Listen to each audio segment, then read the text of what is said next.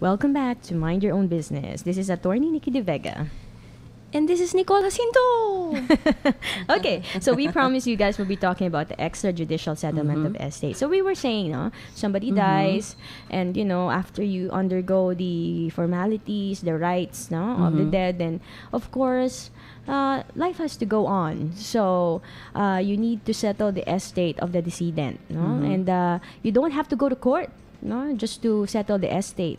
There is such a thing that we call the extrajudicial settlement. Does it also involve lawyers though, Nikki? Not necessarily. Not necessarily. Not okay. necessarily. So medyo hindi siya magastos. No? I guess it's different kung if the deceased or decedent left a will or not. O so I'll let you get to that. Tama ka. Oh, parang watch too many movies sa law school. Okay. So but you cannot resort to extrajudicial settlement of estate every time. There are conditions which must be satisfied, such as what Nicole precisely said, the decedent left no will. So dapat walang last will and testament yung namatay. Second, the decedent has no debts or his debts have been fully paid. Third, the heirs are all of legal age or the minors are duly represented by their judicial or legal representatives. And last, a public instrument is duly executed by the heirs and filed with the Register of Deeds. Okay, so although you really do not need a lawyer for this, but at least insofar as preparing the deed of extrajudicial settlement, medyo you would be needing the assistance of a lawyer. Nick, what does a public instrument is duly executed by the heirs and filed to the Register of Deeds? Okay. What exactly is that? That's what we call the deed of extrajudicial settlement. No? The deed of that is and it's very easy. You just execute this deed, then you file this with the Register of Deeds, you pay the estate taxes, and that's it. And then you're settling it among yourselves, or it's settled among yourselves. Okay. Just to give you an idea, extrajudicial settlement of the estate is often recommended to expedite the transfer of properties of the decedent to his heirs.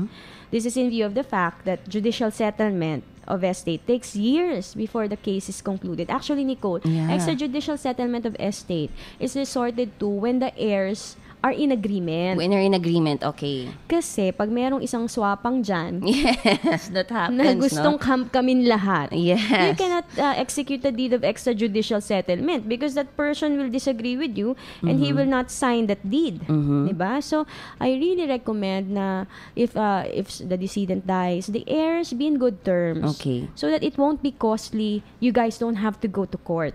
Diba? Okay. But, Nicole, diba, human experience dictates that really, a lot of people are very greedy when it comes to properties. Yes. And I don't know why, also they have these feelings.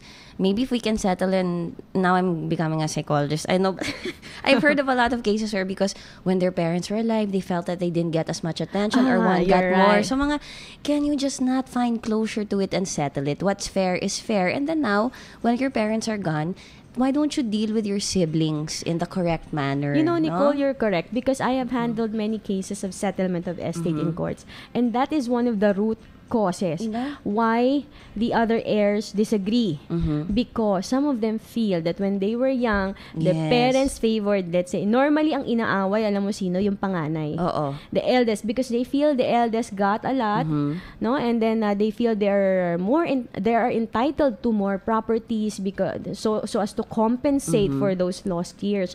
So that is and you can you imagine, Nicole, when you see these siblings fight over properties? Grabe, it's very saddening because once upon a time in their lives, they were very happy. Yes. They would go out on outing. So ako nalulungkot ako when I see. And you know what? I'm not the eldest, Nikki, but let me tell you, I'm the youngest actually.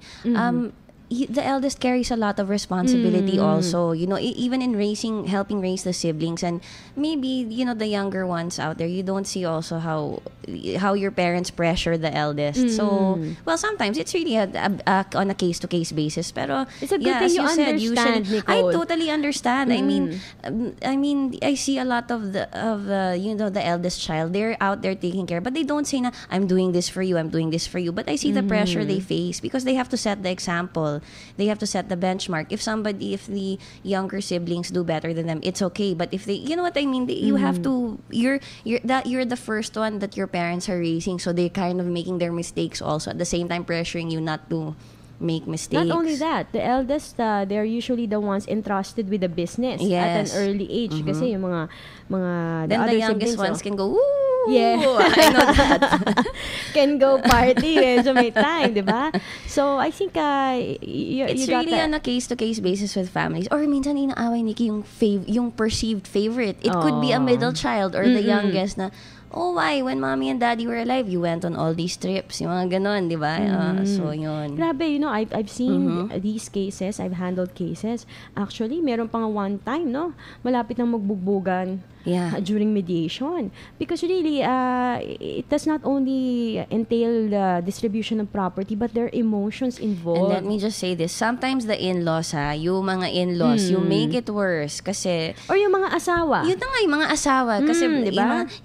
You should get more because blah blah blah blah blah, or you took care of your dad when he was getting older, so what? That's your right and duty as a child. I mean, now deal with the ones who are still alive and think of your parents and the memory that, think if they're looking down at you from heaven, they're like, wow, what and are then my the others kids doing? naman, they think because they have less in life, they should get more. Sabihin, ay, yaman-yaman na nito. But I think, just the very simple rule here is equal sharing. Equal sharing, and then if somebody has more, that's what they got in life, and maybe they'll share with you. Because you also keep in mind the times that one of your siblings, when you were growing up, and even when you're grown up, like, okay, let's say you have a little less, pinahiram ka ng kotse, pinahiram ka ng pera, hindi ka naman siningil. Or remember, what if they made you single for all those times when you didn't have allowance or you wanted to go out, or they bought you clothes or gifts? I mean, just be fair. You're right. Equal sharing is fair. I recall this one case I handled. Very heartbreaking because we were handling the case for the eldest child.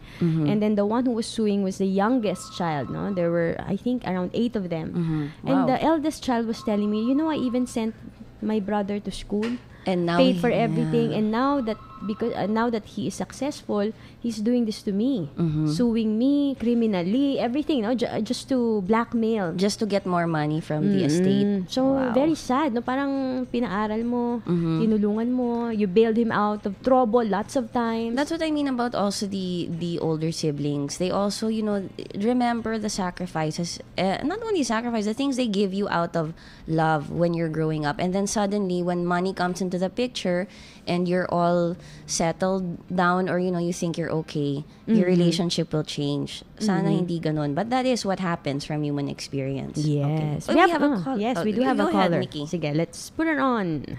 Hello? Hi, good morning. Good morning, Mrs. Mercado. Yeah, I don't know if my question or my situation is in line with whatever you're talking about, no? Go ahead. Why do I ask that? Because I really don't know anything about this stuff, no? But I am confronted with such a situation, no? Like, for example, I won't take too long. I'll just see what you have to say about it, no? The situation is, kunyari meron kaming lote, no? Sa probinsya, no? Ngayon, ang sasagutin ng mga kapatid ko, wag mo na atupagin yan kasi may mga NPA dyan. So, the situation is, hey, that's our lot, Yeah. So, why should we allow the wrong to be there and not us, no? And so, we are now confronted with what's legal here, no? How do we move around as citizens, no? Na we cannot even manage our own things because we're scared of some people. So that's really very depressing or crashing, no? Parang wala ka na bang can't you own anything here anymore if it's not surrounded by NPA? Yes. There is a threat that the Chinese are going to get our country. Yes. Or there are some underlying situations that we are under the control of the Americans. I don't understand this stuff, So it doesn't make me move forward. I don't know what to say to those people, my siblings or what. But what I just did was get a bus, go to that place, and face it, kung nasa Manila sila, and yet they throw me so many questions like, well, somebody's handling that nagal. Ang gulo-gulo talaga. So now, really, I'm getting old faster than is expected.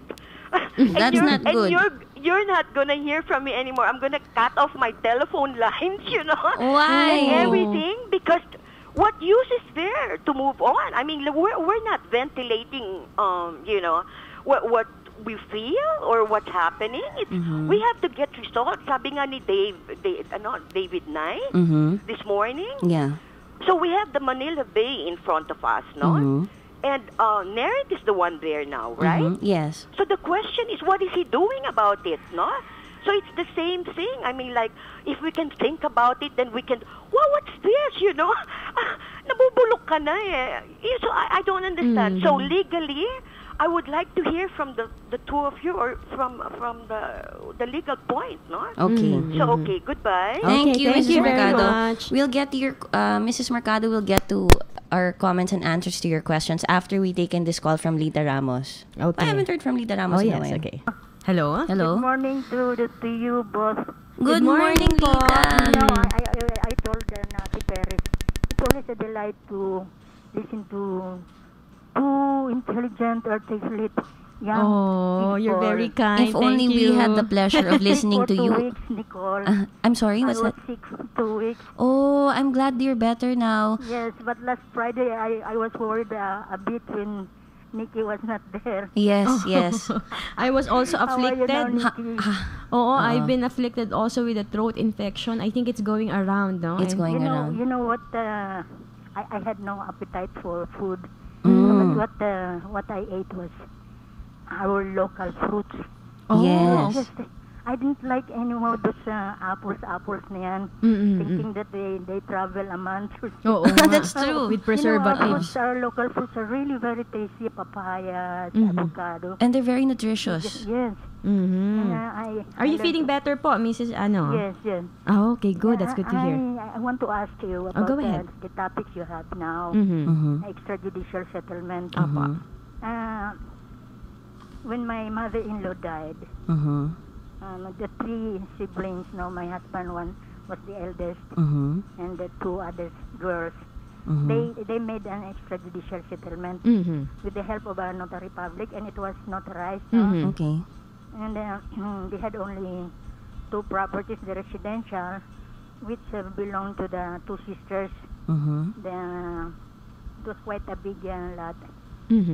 The one with the house belonged to the elder sister who stays in America, and the lot, the looban, which was bigger, belonged to the youngest.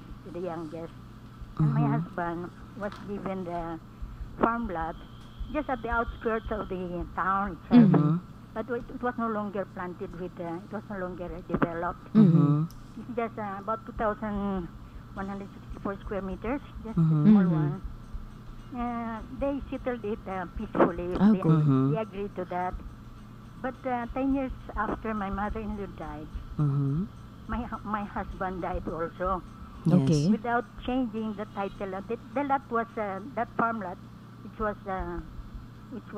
was given to my husband, had a title. Okay. And the title was in the name of my mother-in-law because her husband died during the war yet. Okay. She bought that lot by her own money, with her own money. Yes. Okay. Yes. And when my husband died, the title was never changed to his name. Okay. Sa mother-in-law nyo po, nakapangalan? Opo. Okay. Mother-in-law po. Now, my children are not interested. It is located in the outskirts of Tanay. It's just a block next to the developed town, with electricity. But that particular farmland is not yet developed. It has no electricity, no water connections whatsoever. It's near, it's just at the outskirts of the town proper. And my children, my 5 children, are not interested in it anymore. So it got to the point that my husband died without the lot being transferred to his name. So Nikki, is it all right to consult you?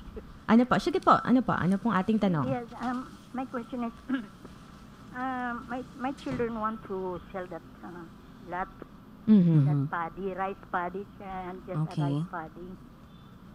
But the title is not in the name of my husband, although there is an extrajudicial settlement between the 3 siblings.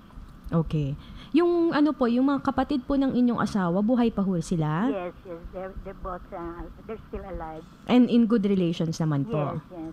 Okay. But they have no claim to that rice, but it belongs to my husband. There's what the residential lot. Okay. So, ano po ang gagawin? Yun po ang inyong tanong. Yes. Sige po, we will answer your question, no? In a short while. Thank you very much. Thank you, Lita. It's good to hear your voice It's again. really a delight to listen to you. I just want to listen to you. Oh. It really develops one. Thank you very much. You're Thank you, welcome. Lita. Okay, so we have 2 questions here, no? Well, first, we will be dealing with the queries of Mrs. Mercado. And then we'll deal with the question of Lita Ramos. But before that, we have to take a break for the VOA news.